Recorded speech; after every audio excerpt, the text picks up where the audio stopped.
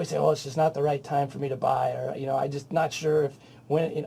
The question is, when is it going to be the right time? I mean, is it ever? If you start off with the right agenda when you go in to purchase a property, such as we know nationally the turnover for how long people stay in their home, 7 years? Yeah, like 6.8 or something like that. And where I live, not live, but where I work in Carmel Valley. Mm-hmm. All right, I'm going to say maybe it's the 7-year itch.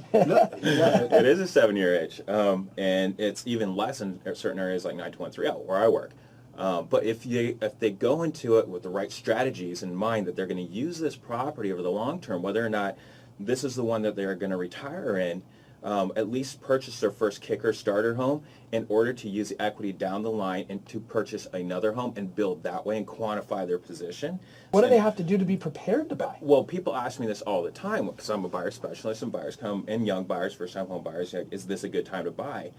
And I say, well, what's your financial position? Can you buy? Because if you can buy, it's always a good time to buy.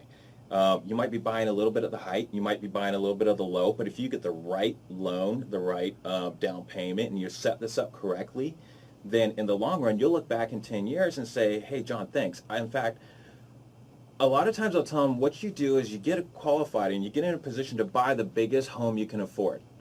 And I've had people come back to me after 5 years and say, John, I wish I listened to you. Yeah. And bought something bigger, because that spread, that margin in equity between a $300,000 home at the time that you bought it and a $350,000 home is so much more enormous 5 years down the road. And a lot of things change when people buy homes, because home becomes priority, it becomes important. They want to build their nest, maybe have kids. And I really think the whole investment side of buying a home is really secondary to what we really are in the market for homes. For sure. For in the first place.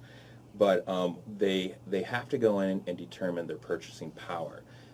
How much can they afford? What's that monthly payment going to be? What's it going to look like after my taxes and my recapture? And then, can I get qualified for X amount? And that's where the lender comes in, because the lender, and we've talked about this, is actually the biggest buyer in the transaction most of the time. 20% down, the lender's going to own 80% of that house. The lender's going to want to make sure that you're partnering up. Yeah, for sure. You're partnering with the right people that have the right credit, that can afford this, that have the employment history, and all those things. And we want to knock all those questions out up front before I even open up a house.